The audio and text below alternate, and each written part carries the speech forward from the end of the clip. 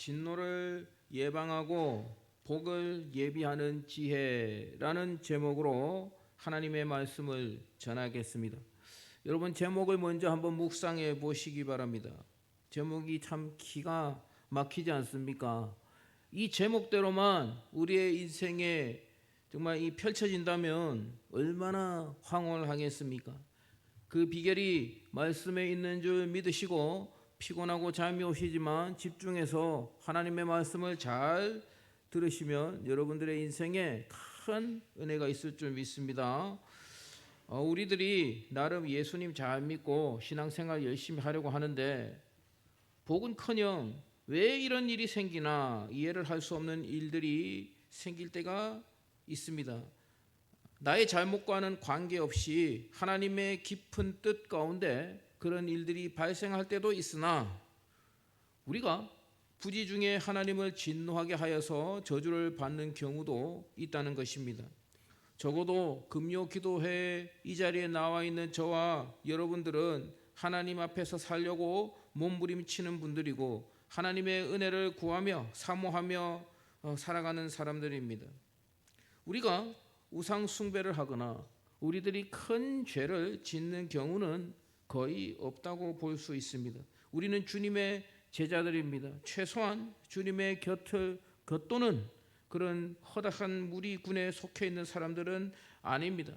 그렇기 때문에 하나님께서는 우리들에게, 저와 여러분들에게 남들보다 더 높은 신앙의 기준을 요구할 수도 있다는 것입니다. 그래서 나도 모르는 사이에 하나님을 진노하게 만들거나 실망시킬 때가 있을 수도 있다라는 것을 우리는 항상 인지해야 합니다. 그리고 우리는 저주의 반대인 복을 받아야 하지 않겠습니까? 우리 인생에는 하나님의 복이 반드시 필요합니다. 신앙의 대선배들인 여러분들에게 왜 우리의 인생에 하나님의 복이 필요한가를 제가 일일이 설명하지는 않겠습니다. 우리는 오늘 이 말씀을 묵상하여 나 자신을 깊이 돌아보고 실천하여서 하나님의 진노를 예방하고 더 나아가서 하나님의 복을 받아 누리는 저와 여러분들의 인생이 되시기를 축복합니다. 본문의 내용을 먼저 요약을 해서 설명을 드리자면 사무엘상 5장의 내용을 우리가 좀 알아야 합니다. 먼저 이제 다윗이요 지휘관들과 의논하여 하나님의 궤를 예루살렘으로 옮기기로 결정을 했습니다. 하나님의 궤는 사무엘 시대에 블레셋과 전쟁을 해서 블레셋에게 빼앗겼습니다. 블레셋 사람들이 하나님의 궤를 빼앗아서 아스돗에 있는 다곤의 신당에 넣어두었습니다. 그랬더니 다곤 신당의 그 신상의 머리가 잘려나가고 그리고 아스돗 온 땅에 독한 종기가 퍼져서 많은 사람들이 고통을 당했습니다. 그래서 블레셋 사람들이 하나님의 궤를 이스라엘로 돌려주었고 그 궤를 아비나답의 집에 두었다는 것입니다.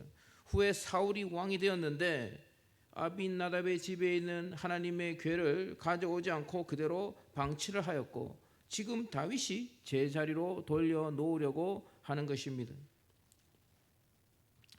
오늘 본문 6, 7절에서 하나님의 궤가 아비나답의 집에서 나올 때에 다윗은 율법대로 하나님의 궤를 어깨에 메어 오려고 했으나 어찌된 일인지 새 수레에 싣고 나왔다고 말씀하고 있습니다.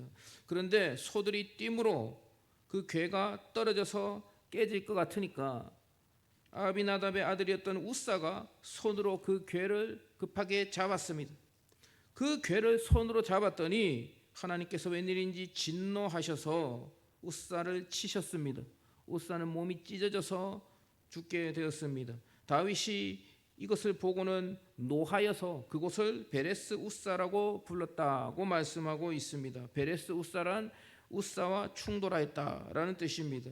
이 일이 있은 후에 다윗이 하나님의 궤를 두려워하게 되었습니다. 그리고 그 궤를 예루살렘 성으로 가져오는 것이 꺼려졌습니다. 그래서 가드 사람 오벳 에돔의 집에 석 달을 두었는데 그 석 달 동안 오벳 에돔의 집과 그의 모든 소유에, 그의 자녀들과 그의 가축들과 그의 재산들에 복을 내려 주셨다는 그런 이야기입니다. 오늘 이 말씀을 통해 묵상해야 할 첫 번째는 우리 인생에서 닥칠지 모르는 하나님의 진노를 어떻게 예방할 것인가입니다. 그 정답은 하나님을 두려워해야 한다라는 것입니다. 제가 대구에 오기 전에 경기도 양주에 있는 교회에서 사역을 할 때였습니다. 그곳은 시골이어서 좀 개활지입니다. 여러분 혹시 지금까지 살아오시면서 벼락이 떨어지는 것을 보신 적이 있으십니까? 혹시 벼락을 맞아서 죽었다는 사람 보신 적 있습니까?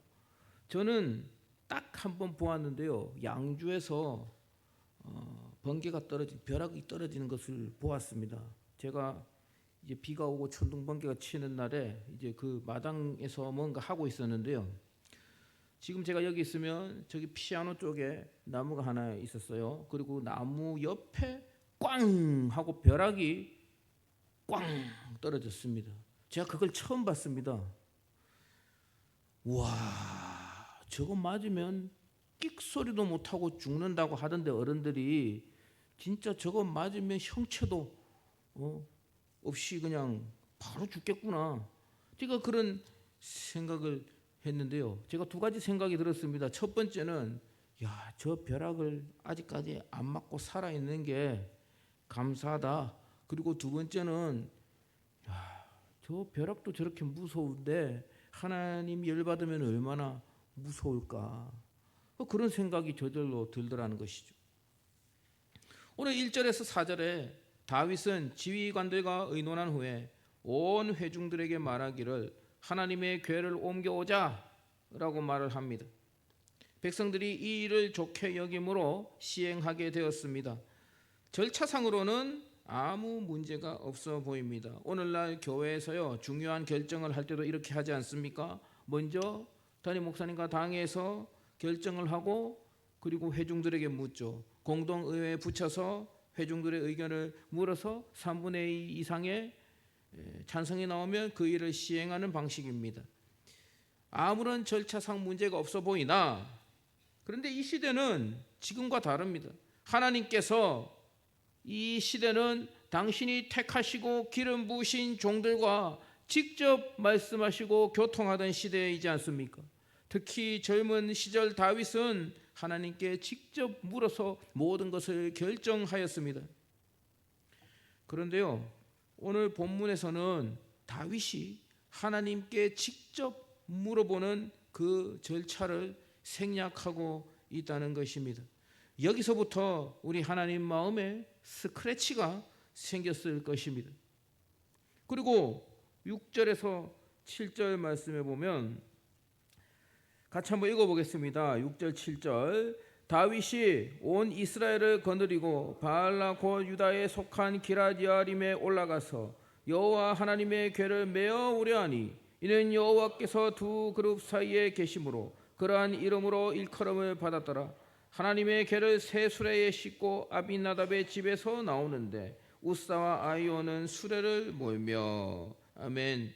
6절에서는 하나님의 궤를 메고 오려고 하는데 그런데 갑자기 7절에서는 어떻게 합니까? 새 수레에 싣고 왔다고 말씀하고 있습니다.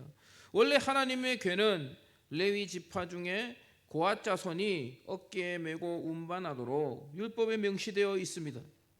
다윗도 그것을 알고 있었습니다만 그냥 대수롭지 않게 여긴 듯 합니다. 그러니 밑에 사람들이 대충 수레에 싣고 운반을 하고 있지 않겠습니까? 수레 싣고 오는데 갑자기 수레를 끄는 소들이 갑자기 막 띠므로 우사가 하나님의 궤를 땅에 떨어져서 깨지기 전에 손으로 붙잡았습니다. 우사 입장에서는요 그 상황에서 궤가 부서지지 않도록 최선을 다했을 뿐입니다. 그런데 하나님께서 진노하셔서 우사를 죽이셨다는 것입니다. 그리고 11절 말씀에 여호와께서 우사의 몸을 찢으셨으므로 다윗이 노하여 그곳을 베레스 우사라 부르니 그 이름이 오늘까지 이르니라. 아멘. 다윗이 이것을 보고 노하였다 말씀하고 있습니다. 여러분 이 말씀에 대해서는 두 가지 해석이 있습니다. 첫 번째 해석은 다윗이 하나님께 노했을 리가 없다. 다윗과 같이 신앙이 좋은 사람이 어디 하나님께 노했겠는가. 하나님의 궤를 손으로 잡다가 죽어버린 우사에게 노한 것이다. 아니 왜 저 하나님의 궤를 잡아가지고 저런 끔찍하게 죽임을 당하는가. 우사에게 노하였다. 그것이 첫 번째 견해이고요. 그리고 두 번째 견해는 다윗이 하나님께 노한 것이다. 그런 해석입니다. 인간의 눈으로 봤을 때 우사가 아무런 잘못한 것이 없는데 처참하게 하나님께서 죽게 만드셨기 때문이죠. 저는 두 번째 해석을 지지합니다. 다윗도 사람이기 때문에 얼마든지 순간적으로 그렇게 할 수 있습니다. 다윗이 실수를 안 한 사람도 아니지 않습니까? 우리도 이 본문을 읽으면서 그렇게 생각할 수 있으며 많은 성경학자들은 이 구절을 난해의 구절이라고 합니다. 그런데 여러분 한번 생각해 보시기 바랍니다.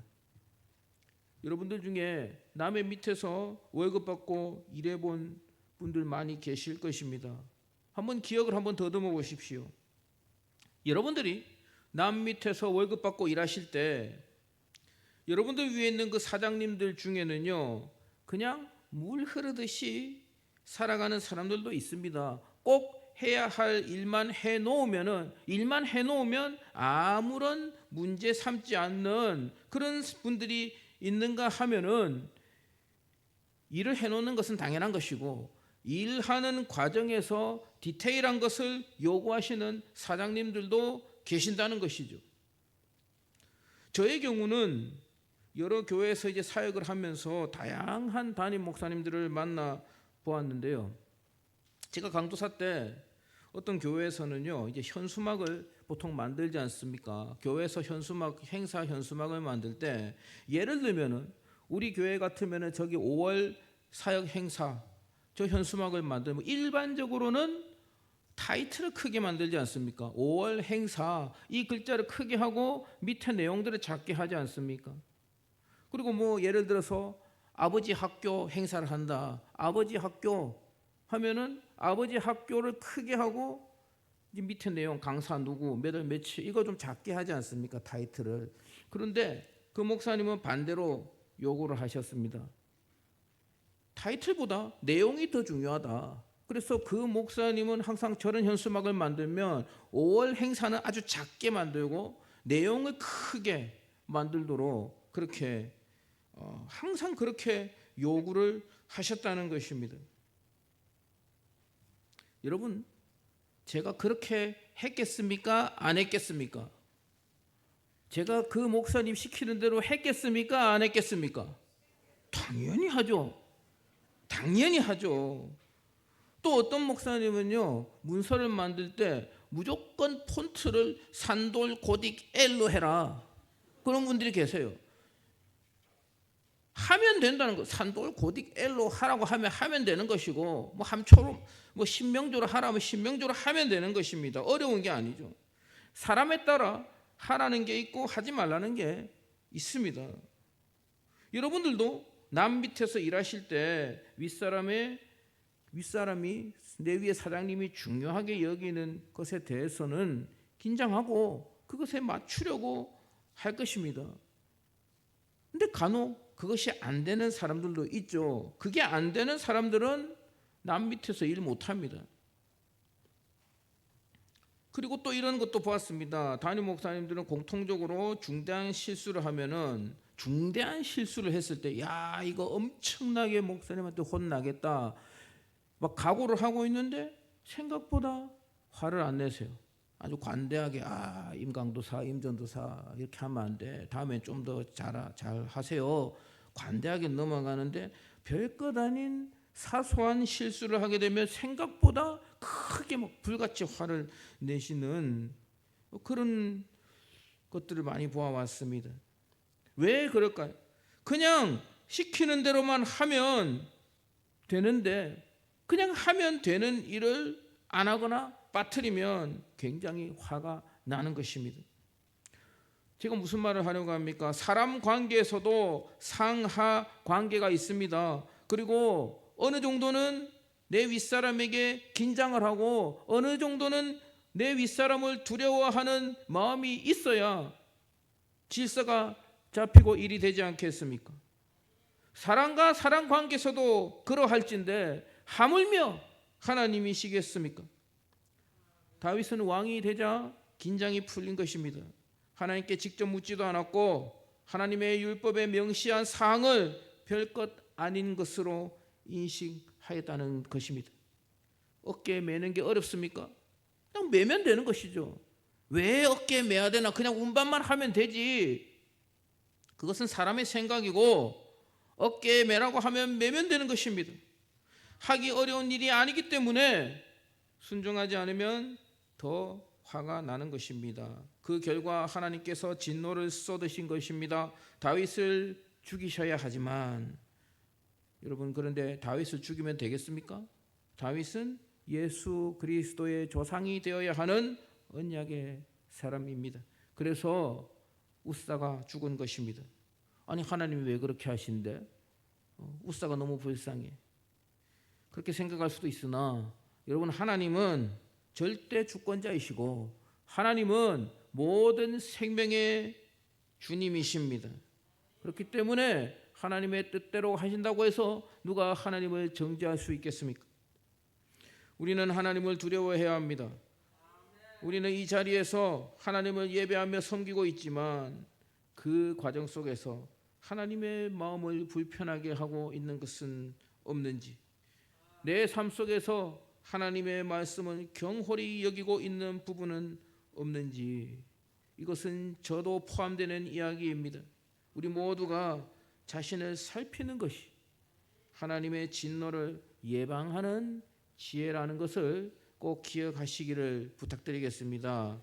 그리고 두 번째 생각할 것은요, 어떻게 하나님의 복을 예비할 것인가 입니다.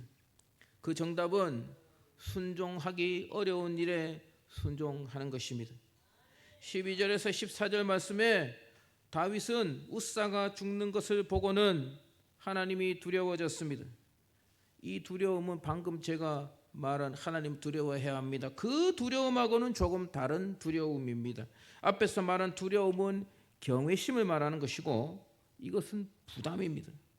하나님의 괴를 가지고 왔으나 우사가 처참하게 죽는 것을 보고는 공포와 부담감이 생겼다는 것입니다.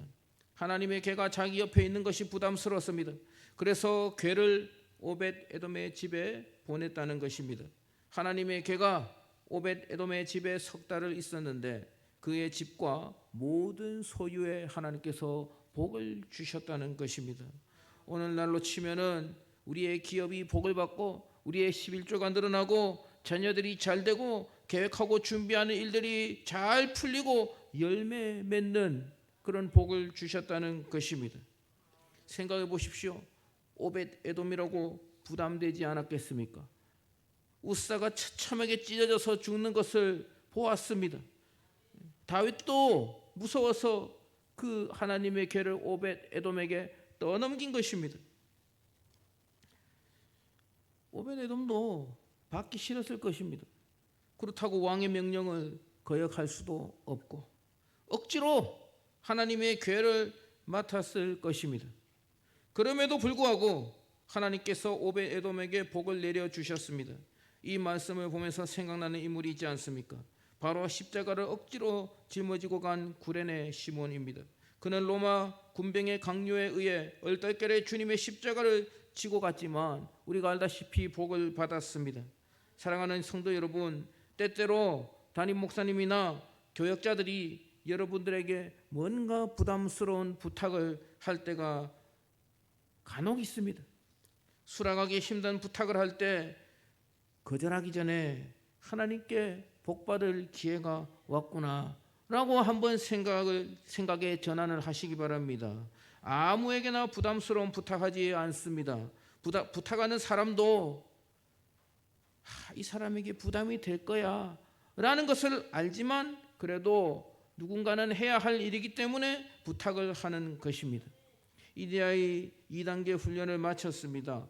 2단계 훈련을 마친 분들 중에는 담임 목사님이 직접 연락을 하셨을 때 도저히 시간이 안 되지만 그 시간을 억지로 바꾸어서 훈련에 임한 분들도 계시고, 또 건강에 문제가 있는데 그것을 각오하고 수락하신 분들도 있다는 것입니다. 교역자들은, 특히 담임 목사님은 더더욱 그런 사람들을 생각하며 미안한 마음을 가지고 영적으로 긴장하고 신경 쓰며 그분들을 위해서 기도하게 되어 있는 것입니다. 이런 것들이 쌓이고 쌓여서 오벳 에돔의 집에 복을 주신 하나님께서 억지로라도 순종하고 남들이 하기 싫어하는 것을 순종하는 그분에게 큰 복을 주실 줄 믿으시기를 바랍니다. 그리고 그 복을 받는 주인공이 저와 여러분들이 되기를 주님의 이름으로 축복합니다. 말씀을 정리하겠습니다. 오늘 말씀에서 하나님의 진노를 예방하는 지혜는 무엇입니까? 하나님을 두려워하는 것이다. 무엇을 두려워해야 할까? 내가 나의 삶 속에서 어디까지 하나님을 두려워해야 할까? 그것은 여러분들이 직접 기도하며 성령을 의지하며 물어보시기를 바랍니다. 여러분들에게 답이 있을 것입니다. 그리고 하나님의 복을 예비하는 지혜는 무엇입니까? 순종하기 어려운 일에 억지로라도 순종하는 것, 그것이 하나님의 복을 받아 누리는 길임을 명심하시기 바랍니다. 제가 장황하게 설교했으나 우리가 다 아는 내용 아니겠습니까? 우리가 모르는 게 어디 있습니까? 수십 년 동안 설교를 듣고 신앙생활을 했는데 저나 여러분들이 모르는 게 어디 있냐는 것이죠. 식상할 수도 있습니다. 하지만 실천하는 것이 말처럼 쉽지 않음도 여러분들이 다들 알고 계실 것입니다. 알지만 실천하지 못하기 때문에 우리가 받아야 할 복을 놓치고 있을 수도 있습니다. 그리고 알지만 실천하지 못했기 때문에 우리가 받지 않아도 될 진노를 지금 받고 있는 중일 수도 있다는 것입니다. 사랑하는 성도 여러분, 오늘 말씀드린 이 지혜를 잘 실천하셔서 하나님의 진노를 피하고, 혹시 내가 지금 진노 중에 있다고 할지라도 그 진노가 거두어지며, 그리고 오벳에돔처럼 하나님의 복을 받아 누리는 저와 여러분들 되시기를 주님의 이름으로 간절히 축복합니다. 한번 기도하겠습니다.